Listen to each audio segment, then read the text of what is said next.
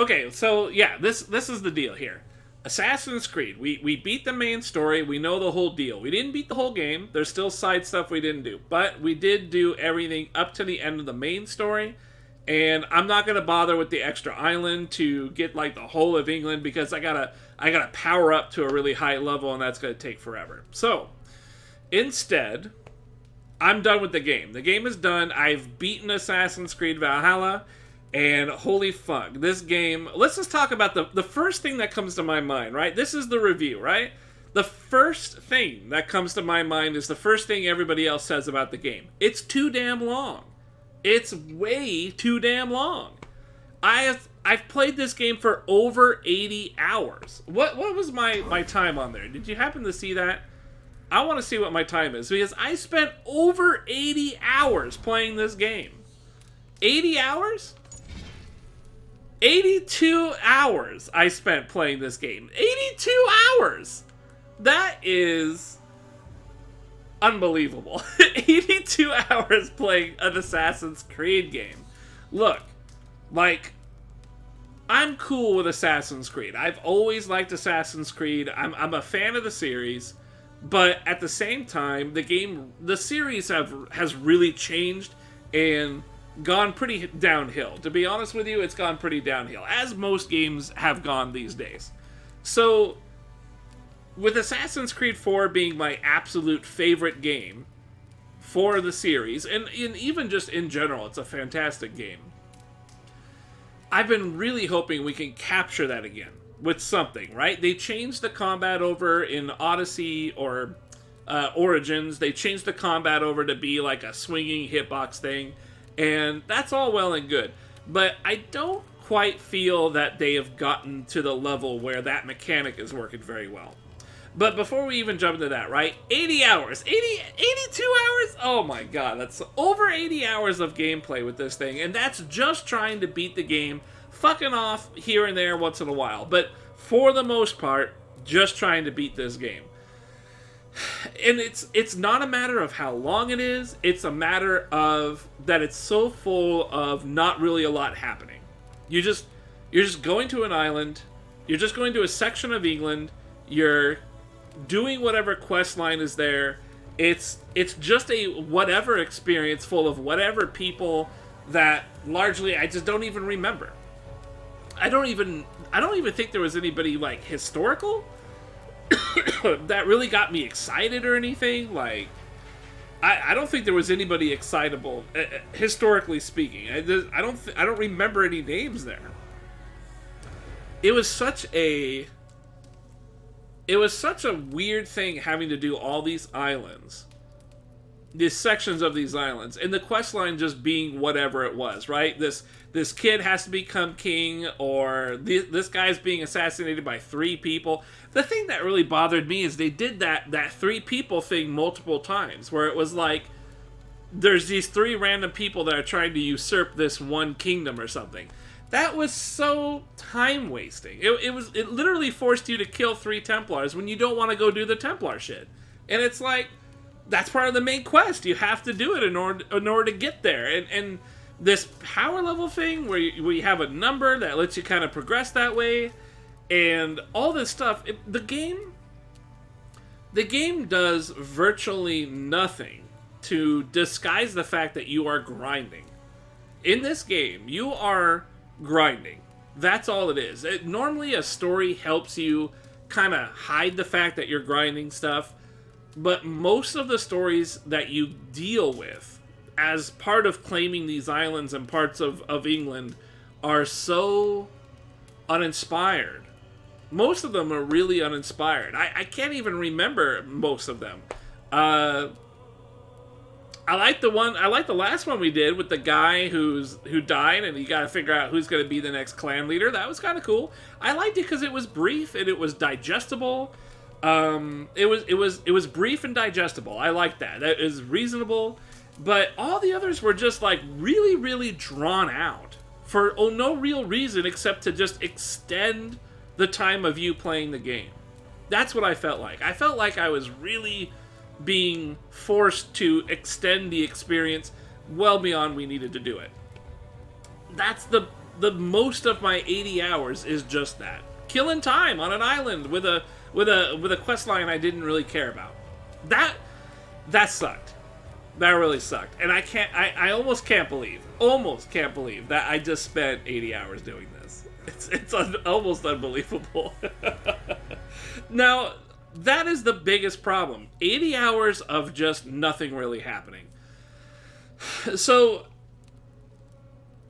how do you make it so that 80 hours would have been good? How can you make it so I would have enjoyed those 80 hours better? Right? I mean, that's kind of the objective here. Well, I would argue, dial that shit back. I don't need to play this game for 80 hours. 40 hours would have been more than enough.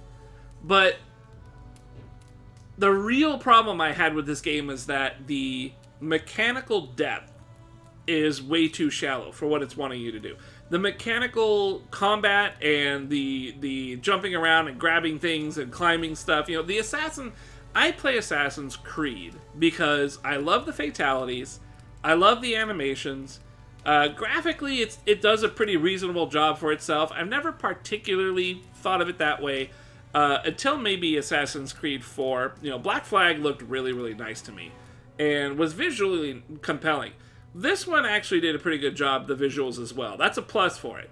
The real problem, though, is that when you play it and it's in your hands, it is very shallow.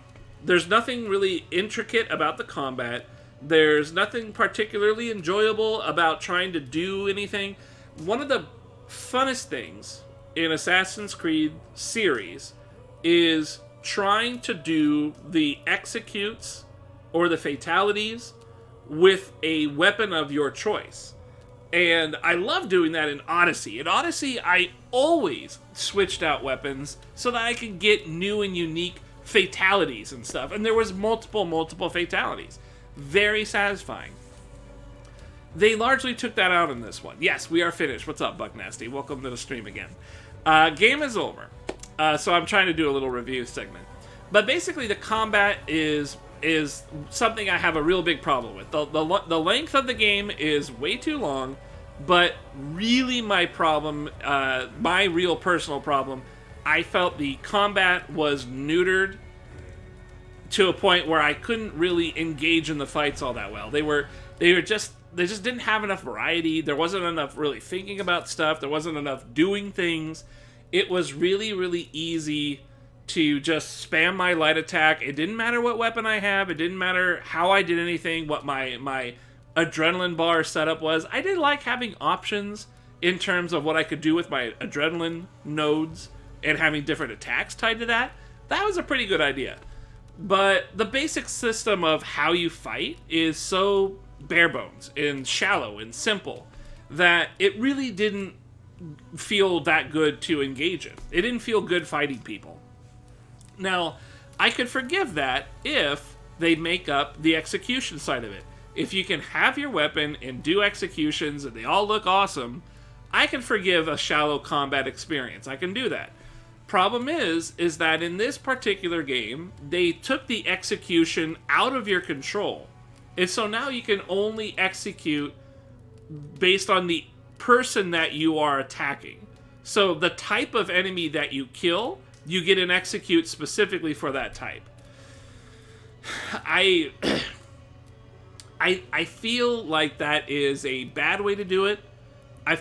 Maybe there is a better way to do that, but I feel in this particular case, the way that it was executed in this game, doing a fatality based on the enemy type and not on your weapon type was upsetting, because there's so many enemy types, and I don't have a choice of what enemy type I'm going to fight. I'm eventually going to have to fight them just on their own. I'm going to fight them.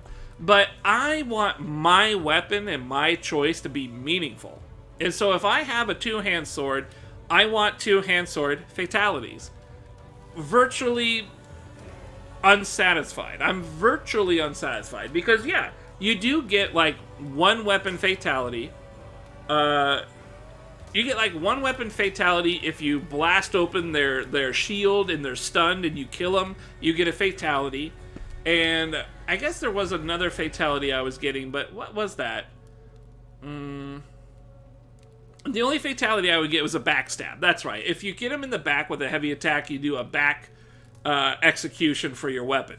So you do get unique setups there. In the case of the two-hand weapons, if you do wield two-hand weapons, you get another unique execute for both the shield break as well as the rear attack.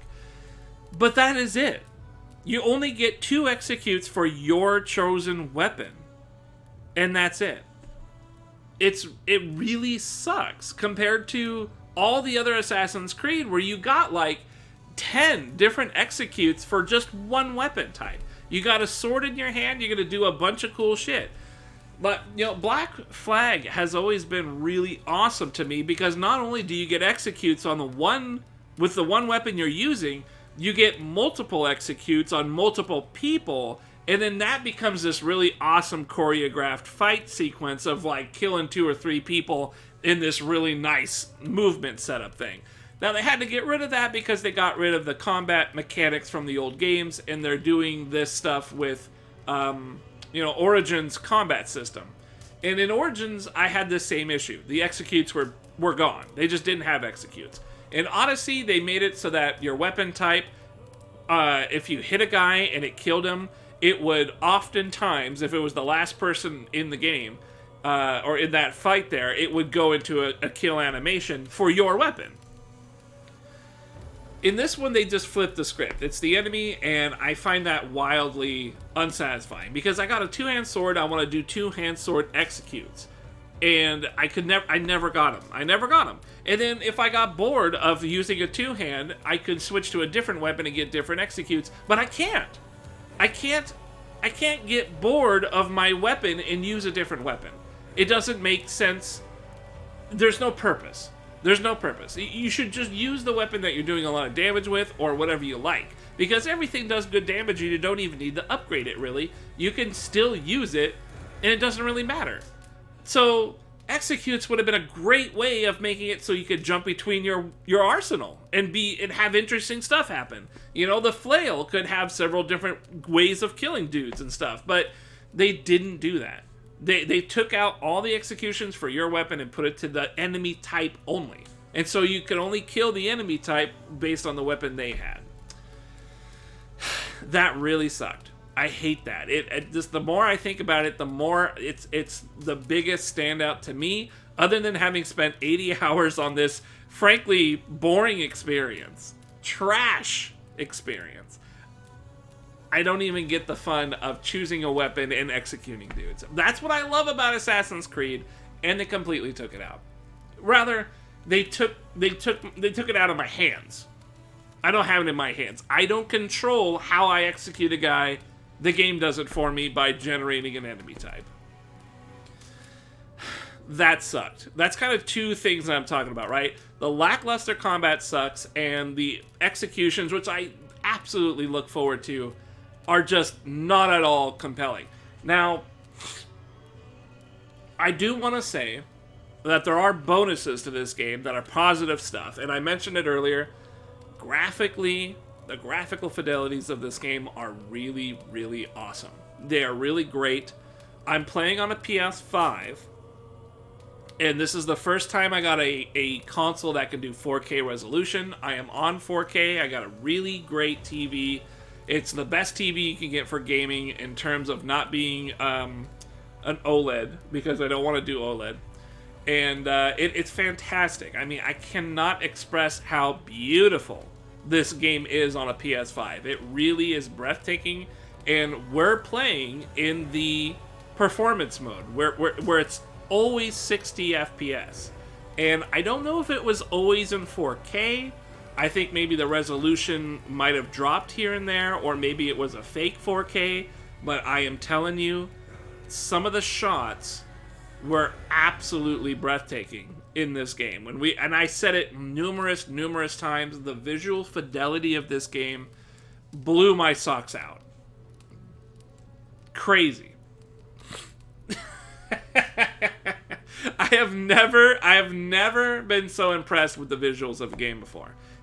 Other than maybe Ghost of Tsushima, I was really impressed with the visuals of that game. Granted, that was trying to be visual utilizing kind of a movie, format type of thing. So that's understandable. But for a game that's just a game, visually speaking, this absolutely blew my socks off. Now, I wouldn't say it's the best looking game ever. That's kind of a different category, kind of a different thing. But having a PlayStation 5 and having a really good TV that's in 4K resolution, this is a really, really great treat for the eyes. It's like having intercourse with my eyeballs, is really what it felt like. I loved it. I loved looking at the game. I loved the 60 FPS. I loved everything. And the few times that we actually tried to use the not 60, when we tried to use the fidelity mode, the game really didn't look any better. It didn't look any better, and it was super sluggish and sucked, frankly. Frankly, it sucked in fidelity mode. But using the 60 frame performance mode, the infidelity mode, was fantastic, and everything still looked beautiful and fluid, and just it never dipped in any significant way, which I'm really thrilled by. The performance of this game and the graphical fidelity of this game are the biggest bullet points for it. However, you need a PS5 in order to get that. You need a PlayStation 5. So, is it the game that we should be sucking its D, or is it the PS5 we should be sucking its D? I don't know. I think maybe there's two Ds and we gotta suck both of them, because the game does an amazing job for how you can play it, and it does let you still be an Assassin's Creed guy. You can still climb anything, which is absolutely wonderful. There's way too much content, which, I can't say is a plus or a minus. Content is never bad. But there is so much content to this game that it is unbelievably dense. Unbelievably dense. That would be fine if the game was more fun to play. If the game was really fun to play, the controls are actually reasonable. They're very reasonable. Not the best I've ever experienced, but they're nowhere near the worst. They are really finicky when it gets to specific stuff. Honestly, the controls are pretty much exactly like the last two games. Just not tight, but they get what you want done well enough. And there's some frustration that's unavoidable. Unless you get a perfect controller scheme set up for it, you really have to build these games for your controller in order to get that kind of a tight lock-in on the controls. Regardless of that, Assassin's Creed has never had perfect controls. The best they ever got, again, was Assassin's Creed 4 Black Flag, and even that still had some finickiness to it. I would say if that was a 9, this one would be maybe like an 8, perhaps a 7. Because a couple of times I'm trying to go up and it goes to the side, shit like that. It's always plagued the series, so it's not that big of a problem. The controls are fine. But because the gameplay just doesn't really feel good, there's not a whole lot of fun out of it, it's a reasonable thing. That it looked good. It looked good even though it didn't feel good. It was awesome to see the very few executes you could. Even if they were out of control, it was still awesome to see it. So very reasonable on that front. The visuals definitely carry this game a huge, huge amount. The story really does seem kind of strange to me. I don't really know if I want to say it's trash. I like that ending because it was bizarre. Everything is all fucking up in the air with Assassin's Creed story, so I'm not going to touch too much on it.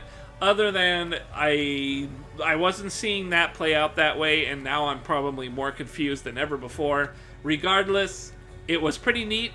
It took it in a way I didn't understand, and I was curious what they were doing with Assassin's Creed, having these assassins mix in with the Vikings. I was curious what they were doing, and they didn't really merge those two a whole lot. It really was kind of like two different storylines going at once, but it really was just the one storyline of Eivor claiming the lands of England and doing his clan shit. That's really the only storyline here.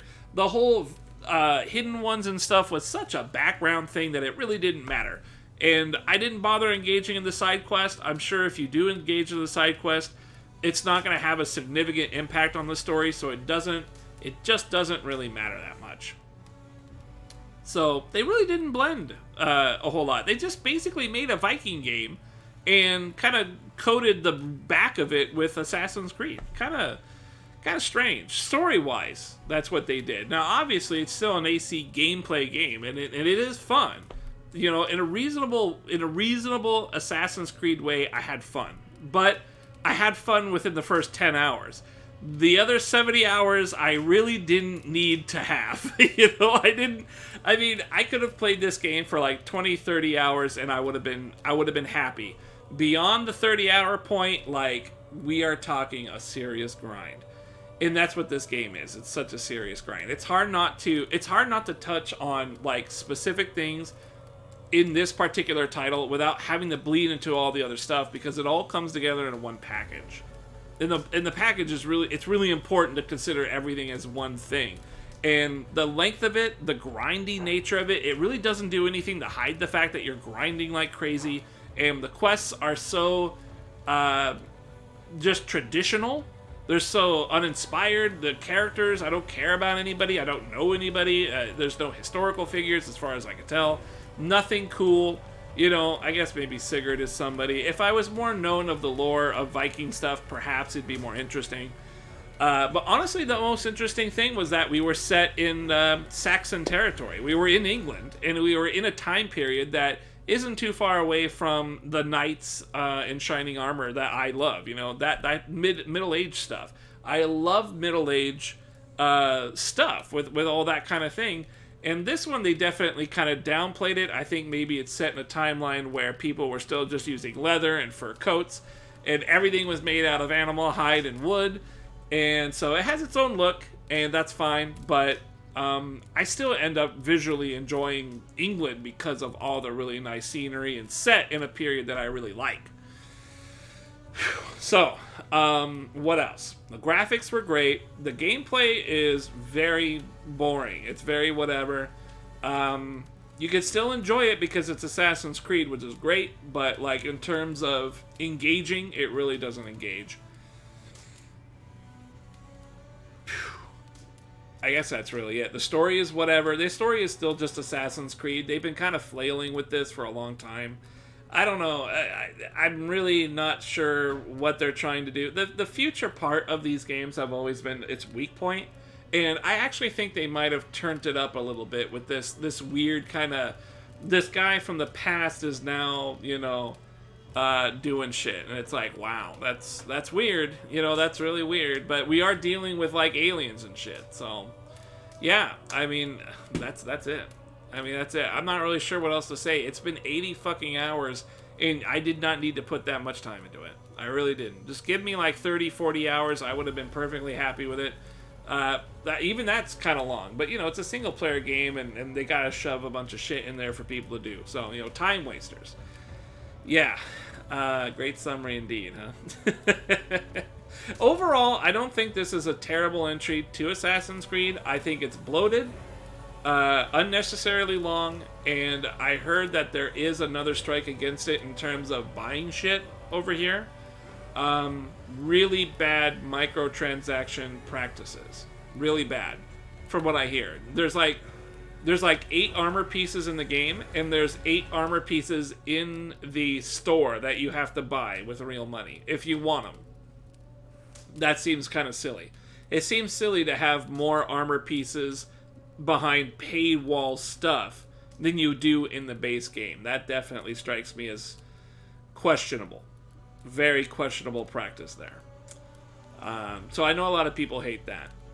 I don't care because I'm not like that kind of a fan, right? I like playing my games, and that's it. And I don't spend money I don't need to 100% a game. I just play the game until I'm satisfied. I just beat the main part of the games and I'm good. In this one, I kind of feel a little less satisfied about the main story because it did end so abruptly. But it did have such a strange twist going to it that, yeah, I guess it's okay. I won't complain too much about the story, other than it's such a grind, you know, to get to the ending. It's such a fucking long grind, and it's really just... it's not that much of a payoff. It really isn't. Alright, cool. What do you think? Pretty good? What did you guys think of this? Danny Lower, you were here for a lot of my play of this. Buck Nasty, too. I mean, I think you guys are pretty much echoing what I'm saying. The game is enormously pretty, and having a beautiful TV like I got has exemplified that beautiful visual fidelity going on there. Other than that, there's really not a whole lot I would even say. I wouldn't even really recommend the game to anybody like who's new, because like the whole dual wielding mechanic is so whack. Like having an offhand weapon and it does one special move. Your executions don't even include the fact that you are dual wielding. Motherfucking Skyrim. Skyrim. Elder Scrolls. How long has that game been out? That game acknowledges that you are dual wielding and gives you dual wielding executes in motherfucking Skyrim. They don't even have that in here. There is no such thing as a dual wield execute. You can only dual wield execute the one character type that has 2 axes, and that's it. The other enemy type that has 2 swords, you just take one sword and stab him, and that's it. Stab him in the neck. That's it. That's his fatality. Only one guy gets a dual wield execute, and you just and it is a cool one because you lift him up and then throw the axes at him. It's pretty tight. That's because we were where Danny Loa lives. Down in Norway. Good shit. I'm pretty sure he's Swedish, but whatever, you know. I love the snow in the game. It looked good. Like, visually speaking, this game topples like everything else that I have done, with the exception of maybe Demon Souls. Demon Souls visually looked really great. Spider-Man and Spider-Man Miles Morales, I think Miles Morales gives it a bit of a run for the money, but I'm even willing to say that the game looked better than Miles. And Miles was supposed to be like a feast for the eyes, but Miles like cheats. Miles Morales cheats because it's colorful and flashy. This is beautiful in terms of like scenic view. You know, the environment is beautiful. Miles Morales didn't have a beautiful environment, it had beautiful effects. So, you know, it's a different type of visual fidelity that we're talking about.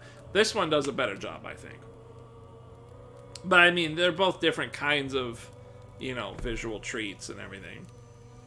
I will say that the fidelity mode made more sense in Spider-Man games if you wanted to turn that on. It looked better. In this one, fidelity mode just didn't seem to do anything at all. It looked almost completely the same as performance mode, which is really hard to even fathom. Because, I mean, and if it wasn't for the input delay when you're doing fidelity mode, which is miserably bad, I wouldn't see a difference. The 60 frames is such a huge increase. It's like you're getting twice as much game fed into your eyeballs, you know? It's so important. So important. What do you feel about Denmark? Danny? Oh, God, I don't know where Denmark is. Oh, that's for Danny Loa. Yeah, alright.